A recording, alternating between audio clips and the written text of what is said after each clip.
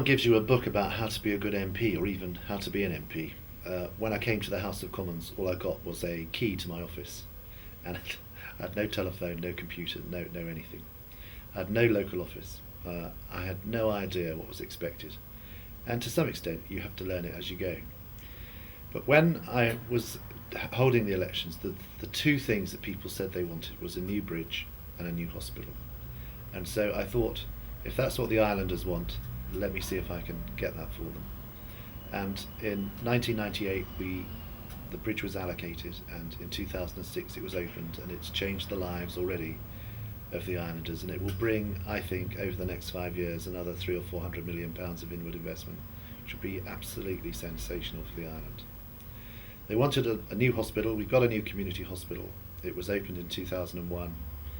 It was in a very complex PFI system, and I stopped all that. And what you learn is you can do most things as an MP if you just keep badgering away at the system, and if you keep saying to the MP, keep saying to the ministers, Minister, you've got this completely wrong, I want you to go back and think about it.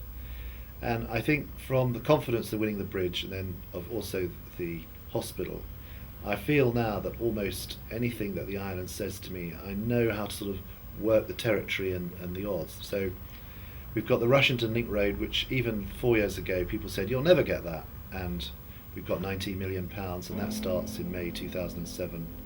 And that'll change Rushington, and that will change Queenborough, and it'll change the island. And then Warden Bay, they've been fighting for years and years and years for coastal protection. And we've won an increase of 800,000 actually. We've got £800,000 and we'll be starting that over the next year or two. I'd still like us to think about putting a woodland at the top of the cliff. We took it down when there was Dutch elm disease. I still think, because it's curved like that, the cliff, so the rocks at the bottom are fine, which is what we're going to do, but I still am fighting to get something at the top, but I don't know whether I'll win that one. And then things turn up that you just don't expect. And in 2002, ASW, the steel mill, went into administration, and its pension fund I think it went into receivership, the company, and then the pension went into administration. And for 4 years, I've been fighting for ASW and its workers, and we're very nearly there.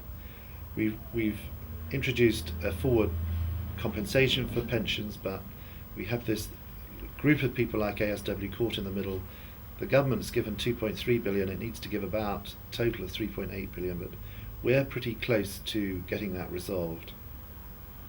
And then when people say to me, what are you most proud about the Labour government since 1997, I say two things. The minimum wage. There were 2,200 people on the island and on the mainland getting less than £2 an hour for whatever they were doing. We introduced the minimum wage, it was £3.60. The Tories said 1 million people were made unemployed by the minimum wage. Well, I'm still looking for them. It shows how little they understood about the economics of the minimum wage. And so, although I'm proud of that, the more obvious one is Sure Start, which is now called Seashells in Sheerness, and we hope to have one in Minster and one in Laysdown or Warden Bay. We're just sort of looking at those two sites.